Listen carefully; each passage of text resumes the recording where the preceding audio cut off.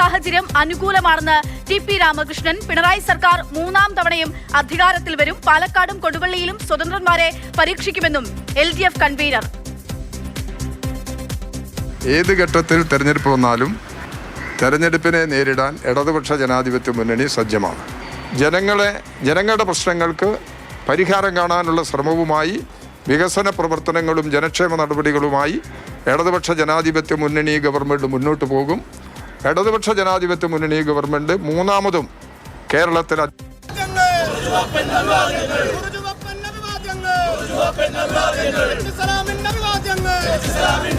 തെരഞ്ഞെടുപ്പിലേക്ക് കടക്കുകയാണ് നമ്മൾ. നോക്കൂ, തെരഞ്ഞെടുപ്പ് പ്രഖ്യാപിച്ച ആ നിമിഷം എന്ന് പറയുന്ന പോലെ തന്നെയായിരുന്നു LDF. അപ്പോൾ തന്നെ CPM-ന്റെ പലയിടങ്ങളിലെ റോഡ് ഷോ കണ്ടു. CPM-നെ സംബന്ധിച്ചിടത്തോളം ഏറ്റവും കനത്ത പോരാട്ടം ഇത്തവണ നടക്കുന്ന ആലപ്പുഴ ജില്ലയിലെ അമ്പലപ്പുഴ മണ്ഡലത്തിൽ നിന്നുള്ള ദൃശ്യങ്ങളാണ്. H. സലാമിന്റെ നേതൃത്വത്തിൽ സ്ഥാനാർത്ഥി H. സലാം തന്നെയാണ് ഇത്തവണയും അമ്പലപ്പുഴയിലെ LDF-ന്റെ CPM-ന്റെ സ്ഥാനാർത്ഥി. കഴിഞ്ഞ തവണത്തെ നിയമസഭാ തെരഞ്ഞെടുപ്പിൽ 2021 ഉണ്ടായിട്ടുള്ള ഭൂരിപക്ഷത്തെ ചൊല്ലിയായിരുന്നു G. സുധാകരൻ അവിടെ ഇപ്പോൾ സ്വതന്ത്രനായി മത്സരിക്കുന്ന ഒരു സാഹചര്യം ഉണ്ടാകുന്നു. അപ്പോൾ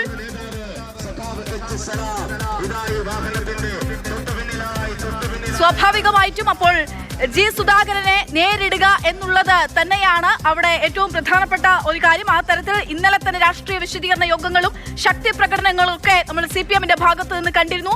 ഇപ്പോഴിതാ തെരഞ്ഞെടുപ്പ് പ്രഖ്യാപിച്ച് തൊട്ടു പിന്നാലെ തന്നെ സ്ഥാനാർത്ഥിയെ പ്രഖ്യാപിച്ച റോഡ് ഷോ അമ്പലപ്പുഴയിൽ നടക്കുന്ന ദൃശ്യങ്ങളാണ് നമ്മൾ കാണുന്നത്. തിരികെ എത്തുമ്പോൾ പൊതു സ്വതന്ത്രർ ഉൾപ്പെടെ 86 സീറ്റുകളിലാണ് CPM മത്സരിക്കുന്നത്. 56 MLA-മാർ മത്സരിക്കും. PB അംഗമായ മുഖ്യമന്ത്രി പിണറായി വിജയനെ മത്സരിപ്പിക്കാൻ പാർട്ടി തീരുമാനിച്ചിട്ടുണ്ട്. പൊതു സ്വതന്ത്രർ ഉൾപ്പെടെ 86 സീറ്റുകളിലാണ് CPM മത്സരിക്കുന്നത്. നിലവിലുള്ള 56 MLA-മാർ ഇത്തവണ മത്സര രംഗത്തുണ്ട്.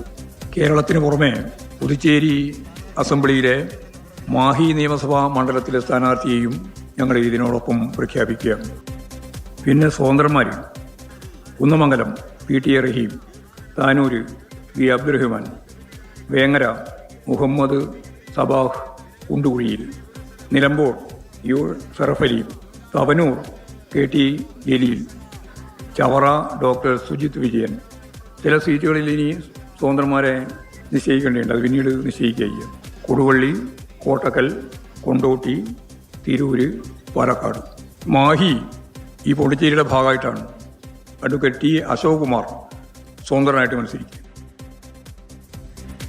86 സീറ്റുകളിലാണ് CPM മത്സരിക്കുന്നത്. 81 സ്ഥാനാർത്ഥികളെ പ്രഖ്യാപിച്ചിരിക്കുകയാണ്. 56 സിറ്റിംഗ് MLA-മാർ ഇത്തവണ CPM-ൽ നിന്നും തെരഞ്ഞെടുപ്പിൽ മാറ്റുരയ്ക്കാനായി രംഗത്തേക്ക് കളത്തിലേക്ക് ഇറങ്ങുകയാണ്. അമൽ തേനമ്പറമ്പിൽ ചേരുന്നു. അമൽ, 11 സ്വതന്ത്രർ ഉൾപ്പെടെ CPM-നുണ്ടാകും. 6 പേരുടെ പേരുകൾ പ്രഖ്യാപിച്ചു കഴിഞ്ഞിരിക്കുന്നു. ഇനി 5 പേരുടെ പേരുകൾ കൂടിയാണ് പ്രഖ്യാപിക്കാനുള്ളത്. ഇതാണ് തീയതി എന്ന് വന്നു. ആ തൊട്ടു പിന്നാലെ തന്നെ സ്ഥാനാർത്ഥികളെ പ്രഖ്യാപിക്കാനായിട്ടുണ്ട്. എങ്ങനെയാണ്, ആരൊക്കെയാണ് ഇത്തവണത്തെ കരുത്തരായിട്ടുള്ളവർ ഇറങ്ങുന്നത്? PB-യിൽ നിന്ന് പിണറായി മാത്രമുണ്ട്. എങ്ങനെയാണ് CPM-ന്റെ സ്ഥാനാർത്ഥികൾ? CPM-ന്റെ സ്ഥാനാർത്ഥി പട്ടികയിൽ നേരത്തെ സെക്രട്ടേറിയറ്റൊക്കെ കഴിഞ്ഞപ്പോൾ, സംസ്ഥാന സമിതിയൊക്കെ കഴിഞ്ഞപ്പോൾ പുറത്തേക്ക് മാധ്യമങ്ങളിലൂടെ വന്നിരുന്ന പേരുകളുണ്ട്. ആ പേരിൽ കാര്യമായ മാറ്റങ്ങളൊന്നും ഉണ്ടാകുന്നില്ല. അപ്രതീക്ഷിതമായി സ്ഥാനാർത്ഥി പട്ടികയിലേക്ക് ആരും ഇടം പിടിക്കുന്നുമില്ല. നമ്മൾ പ്രതീക്ഷിച്ച ഒരു സ്ഥാനാർത്ഥി പട്ടിക, കരുത്തരായവരെയും പുതുമുഖങ്ങളെയും ഒരുപോലെ പരീക്ഷിക്കുന്ന തരത്തിൽ ഒരു സ്ഥാനാർത്ഥി പട്ടിക പ്രഖ്യാപിക്കുകയാണ് CPM. CPI-യുടെ സ്ഥാനാർത്ഥി പട്ടികയും പുറത്തേക്ക് വരുന്നു. അതോടൊപ്പം തന്നെ ഇതിൽ എടുത്തു കാണേണ്ട ഒരു കാര്യം, PB-യിൽ നിന്നും ഒറ്റയ്ക്കൊരാൾ മാത്രമാണ് മത്സരിക്കുന്നത്. അത് ശ്രീ പിണറായി വിജയനാണ്. അതിനാൽ നമ്മൾ എല്ലാവരും പ്രതീക്ഷിച്ചിരുന്നത് പോലെ തന്നെ പിണറായി വിജയന്റെ നേതൃത്വത്തിൽ CPM തിരഞ്ഞെടുപ്പ് രംഗത്തേക്ക് ഇറങ്ങിക്കഴിഞ്ഞിരിക്കുന്നു. ഇന്ന് 5 മണി മുതൽ തിരഞ്ഞെടുപ്പ് പ്രചരണ രംഗത്ത് സജീവമാണ് CPM എന്ന് പറയേണ്ടി വരും. കാരണം സജീവമായ റോഡ് ഷോകൾ എല്ലായിടങ്ങളിലും നടക്കുകയാണ്. പല മന്ത്രിമാരും വീണ്ടും ജനവിധി തേടുന്നു. അതോടൊപ്പം തന്നെ ഇതിൽ എടുത്തു പറയേണ്ട പ്രധാനപ്പെട്ട ഒരു കാര്യം, 56 സിറ്റിംഗ് MLA-മാരിൽ വിശ്വാസം അർപ്പിക്കുകയാണ് CPM.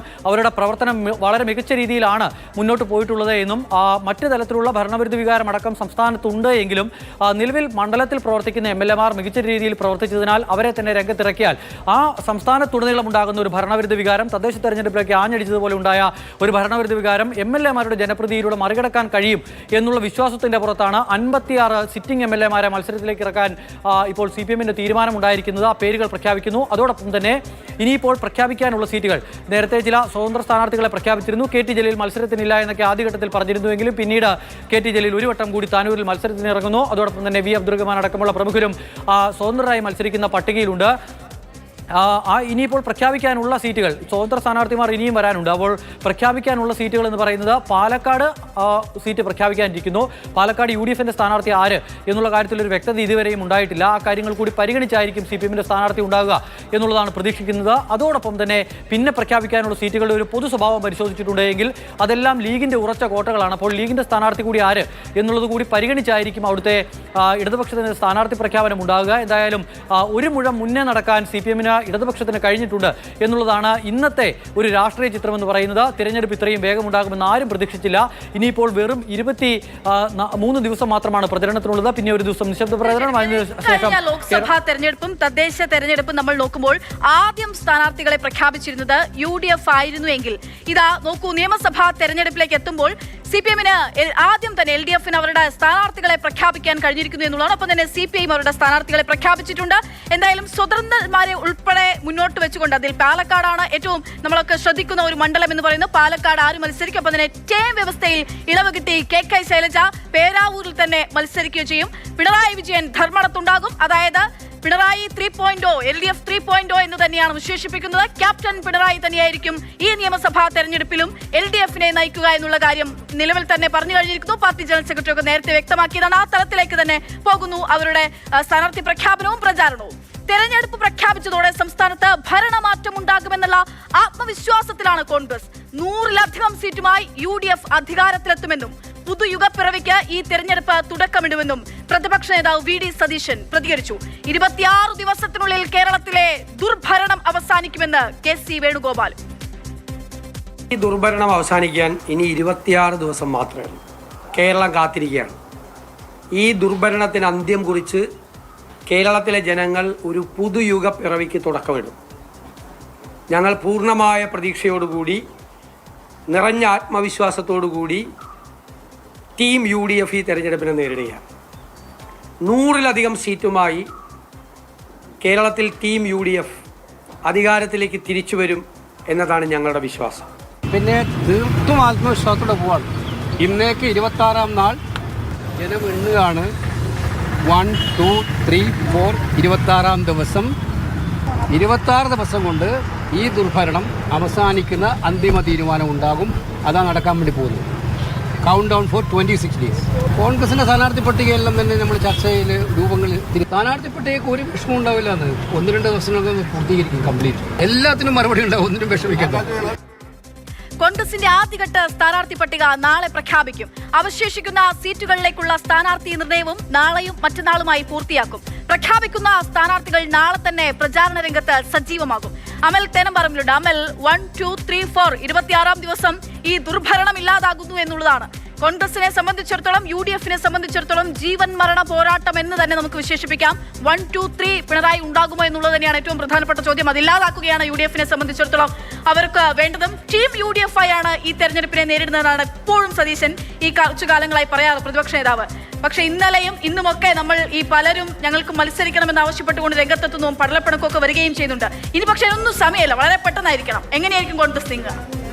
കോൺഗ്രസ് ഒരു കാരണവശാലും, കോൺഗ്രസ് എന്നല്ല, CPM എന്നല്ല, BJP എന്നല്ല, ആരും ഇത് സംസ്ഥാനത്തെ BJP നേതാക്കൾ പ്രതീക്ഷിച്ചിരുന്നില്ല. ദേശീയ BJP നേതാക്കൾ പ്രതീക്ഷിച്ചിരുന്നു എന്നറിയില്ല. പക്ഷേ നിലവിൽ എന്തായാലും ഇടതുപക്ഷവും UDFും തിരഞ്ഞെടുപ്പ് ഇത്ര വേഗത്തിൽ ഉണ്ടാകും എന്ന് പ്രതീക്ഷിച്ചിരുന്നില്ല. VD സതീശൻ ഇന്ന് വാർത്താ സമ്മേളനത്തിൽ പറഞ്ഞു വെച്ചൊരു കാര്യമുണ്ട്. ഒരു 18-ാം തീയതി അതാണ് നമ്മൾ ഉദ്ദേശിച്ചിരുന്നത്. പക്ഷേ അതിനു മുൻപ്, കാരണം വിഷു ഒക്കെ കഴിഞ്ഞ് പിന്നീട് തൃശ്ശൂർ പൂരത്തിന് ഇടയ്ക്കുള്ള ഒരു സമയം, ഒരു 18, 19, 20 ആ ഒരു തീയതികളിലേക്ക് ഇത് നടന്നു പോകുമെന്നുള്ളതാണ് പ്രതീക്ഷിച്ചത്. പക്ഷേ അതിനൊക്കെ ഒരുപാട് മുൻപ് തന്നെ തിരഞ്ഞെടുപ്പ് പ്രഖ്യാപനം ഉണ്ടാവുകയാണ്. അപ്പോൾ സ്ഥാനാർത്ഥി നിർണയ ചർച്ചകളൊക്കെ ആദ്യഘട്ടത്തിൽ പൂർത്തിയാക്കി കോൺഗ്രസ് തയ്യാറാക്കി വെച്ചിരിക്കുന്ന ഒരു പട്ടികയുണ്ട്. ആ പട്ടിക എന്തുകൊണ്ട് പ്രഖ്യാപിക്കുന്നില്ല എന്ന് നേതൃത്വവുമായി ബന്ധപ്പെട്ട് സംസാരിക്കുമ്പോൾ പറയുന്നത്, തിരഞ്ഞെടുപ്പ് ഒരുപാട് നീണ്ടുപോയിട്ടുണ്ടെങ്കിൽ ഇങ്ങനെ വേഗത്തിൽ പ്രഖ്യാപിച്ചാൽ പ്രചരണ രംഗത്ത് ഇങ്ങനെ നിൽക്കേണ്ടി വരും. വലിയ സാമ്പത്തിക ചെലവടക്കം ഉണ്ടാകുന്ന ഒരു കാര്യമാണ്. അതിനാലാണ് UDFും അതോടൊപ്പം തന്നെ LDFും സ്ഥാനാർത്ഥി പ്രഖ്യാപനം തിരഞ്ഞെടുപ്പ് പ്രഖ്യാപനത്തിന് ശേഷം മതി എന്നൊരു നിലപാടിലേക്ക് എത്തിയത്. ഇപ്പോൾ തിരഞ്ഞെടുപ്പ് പ്രഖ്യാപനം വേഗത്തിൽ വരികയാണ്. അപ്പോൾ ആദ്യഘട്ടത്തിൽ കോൺഗ്രസ് തയ്യാറാക്കി വെച്ചിരിക്കുന്ന 31 പേരുടെ ഒരു പട്ടികയുണ്ട്. അത് ദേശീയ തിരഞ്ഞെടുപ്പ് കമ്മിറ്റി അംഗീകരിച്ച പട്ടികയാണ്. ആ പട്ടിക എപ്പോൾ വേണമെങ്കിലും പുറത്തേക്ക് വിടാം, ഇന്നോ നാളെയോ എന്നുള്ള തരത്തിലാണ് അതിൻ്റെ കാര്യം പറഞ്ഞിരുന്നത്. ഇപ്പോൾ പക്ഷേ നേതാക്കളോട് സംസാരിക്കുമ്പോൾ മനസ്സിലാക്കാൻ കഴിയുന്നത് നാളെ കോൺഗ്രസിൻ്റെ ആദ്യഘട്ട സ്ഥാനാർത്ഥി പട്ടിക ഉണ്ടാകും. കുറച്ചുകൂടി പേരുകൾ ആ പട്ടികയിലേക്ക് ചേർത്ത് ഒരു 50 പേരുടെയെങ്കിലും പട്ടിക നാളെ പ്രഖ്യാപിക്കും. അതിനുശേഷം എത്രയും വേഗത്തിൽ ബാക്കിയുള്ള സീറ്റുകളിലേക്ക് പ്രഖ്യാപനം നടത്താൻ തന്നെയാണ് കോൺഗ്രസ് ഇപ്പോൾ ആലോചിക്കുന്നത്. ഇനിയിപ്പോൾ സമയമില്ല. മറ്റൊരു പ്രധാനപ്പെട്ട കാര്യം, ചില പരിഭവങ്ങളൊക്കെ പറഞ്ഞ നേതാക്കന്മാരും മറ്റുമൊക്കെ ഉണ്ട്. മത്സരിക്കാൻ ആഗ്രഹമുള്ള ഒരുപാട് ആളുകളുണ്ട്. അവരെയൊക്കെ സെറ്റിൽ ചെയ്യാനുള്ള ഒരു നീക്കമൊക്കെ കോൺഗ്രസ് നടത്തിയിരുന്നു. ഇനി പക്ഷേ അതിനുള്ള സമയമൊന്നുമില്ല. പരാതികളും പരിഭവങ്ങൾക്കുമൊക്കെ ഇനിയിപ്പോൾ തീവ്രത കുറയും. അത് പരിഗണിക്കപ്പെടുന്നതിനുമുള്ള സാധ്യത വളരെ കുറയാനുള്ള അവസ്ഥയാണ് നിലവിലുള്ളത്. അതിനാൽ തന്നെ ചെറിയ പരിഭവങ്ങളൊന്നും നേതൃത്വം കണക്കിലെടുക്കാനുള്ള യാതൊരു സാധ്യതയുമില്ല. അതിവേഗത്തിൽ സീറ്റ് നിർണ്ണയം പൂർത്തിയാക്കി പ്രഖ്യാപനം നടത്തി പ്രചരണ രംഗത്തേക്ക് ഇറക്കാനാണ് തീരുമാനം. അതിവേഗം സീറ്റ് നിർണ്ണയിക്കേണ്ടി വരും, സ്ഥാനാർത്ഥികളെ പ്രഖ്യാപിക്കേണ്ടി വരും അതിവേഗം തന്നെ. അതായത് ഇനി മറ്റ് ചർച്ചകൾക്കൊന്നുള്ള സമയമില്ല. നേരെ പ്രചാരണത്തിലേക്ക് കടക്കേണ്ട ചൂടേറിയ ദിവസങ്ങൾ തന്നെയാണ് നമുക്ക് മുൻപിലേക്ക് വരുന്നത്. BJP സ്ഥാനാർത്ഥി നിർണ്ണയ ചർച്ചകൾക്കായി സംസ്ഥാന നേതാക്കളെ ഡൽഹിക്ക് വിളിപ്പിച്ചിരിക്കുകയാണ്. മറ്റന്നാൾ ഡൽഹിയിലെത്താനാണ് ആവശ്യപ്പെട്ടിരിക്കുന്നത്. പട്ടികയിൽ മാറ്റമുണ്ടായേക്കുമെന്നുള്ളതാണ് സൂചന. NDA 140 സീറ്റിലും മത്സരിക്കുമെന്നും മുന്നണിയിൽ തർക്കമില്ലെന്നും BJP സംസ്ഥാന അധ്യക്ഷൻ പറഞ്ഞു. സ്ഥാനാർത്ഥി പ്രഖ്യാപനം ഉടനെ ഉണ്ടാകുമെന്നാണ് രാജീവ് ചന്ദ്രശേഖർ പറയുന്നത്. ഒരു തർക്കമില്ല, എല്ലാം സ്മൂത്തായിട്ട് പോകുന്നു. ഈ TV ഞാൻ കണ്ടു. അത് കോൺഗ്രസിന് CPMന്റെ ഒരു വലിയൊരു ഒരു ഹോപ്പായിരിക്കും. അതൊന്നും നടക്കാൻ പോകുന്നില്ല. ഞങ്ങൾ സ്മൂത്തായിട്ട് 140 സീറ്റിൽ NDA മത്സരിക്കും, ജയിക്കാൻ മത്സരിക്കും. അതിൽ ഒരു സംശയം ഉണ്ടാകാൻ പാടില്ല. കോൺഗ്രസിനുണ്ടാകാൻ പാടില്ല, CPM ഉണ്ടാകാൻ പാടില്ല. പ്രശാന്ത് കൃഷ്ണ വിവരങ്ങളുമായി ശരിയാണ്. പ്രശാന്ത്, 140 മണ്ഡലങ്ങളിലും മത്സരിക്കുമെന്ന് വളരെ ആത്മവിശ്വാസത്തോടുകൂടിയാണ് അദ്ദേഹം സംസാരിക്കുന്നത്. ഞങ്ങൾ ജയിക്കാൻ തന്നെ മത്സരിക്കും. പക്ഷേ A ക്ലാസ് മണ്ഡലങ്ങൾ ഉൾപ്പെടെ BJPയുടെ A ക്ലാസ് മണ്ഡലങ്ങളുടെ എണ്ണം ഉൾപ്പെടെ കൂടിയിട്ടുള്ള, അവർ കണക്കാക്കുന്ന തലത്തിൽ അതിൽ വരെ വർധനവ് വന്നിട്ടുള്ള ഒരു തെരഞ്ഞെടുപ്പ് വർഷമാണ് വരുന്നത്. ഒപ്പം തന്നെ രാജീവ് ചന്ദ്രശേഖർ അധ്യക്ഷനായതിനു ശേഷമുള്ള നിയമസഭാ തെരഞ്ഞെടുപ്പ് എങ്ങനെയായിരിക്കും? BJP നിലവിലിപ്പോൾ സ്ഥാനാർത്ഥികളുടെ കാര്യത്തിൽ ഒരു തീരുമാനമായിട്ടുണ്ടോ? ഡൽഹിയിൽ നിന്ന് നിശ്ചയിക്കുമോ എല്ലാ സ്ഥാനാർത്ഥികളെയും? പുറത്തു വന്നവരും തന്നെ തുടരുമോ?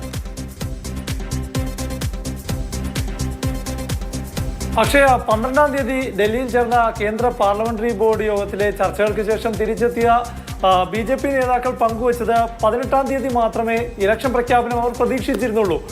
മാത്രമല്ല, തെരഞ്ഞെടുപ്പ്, കേരളത്തിലെ വോട്ടെടുപ്പ് വിഷുവിന് ശേഷം മാത്രമേ ഉണ്ടാകൂ. അതായത് ഒരു മാസത്തിലധികം പ്രചാരണത്തിന് കിട്ടും എന്ന കൃത്യമായ കണക്കൂട്ടൽ തന്നെയായിരുന്നു. ആ രീതിയിൽ തന്നെയാണ് മുന്നോട്ട് പോയിക്കൊണ്ടിരുന്നത്.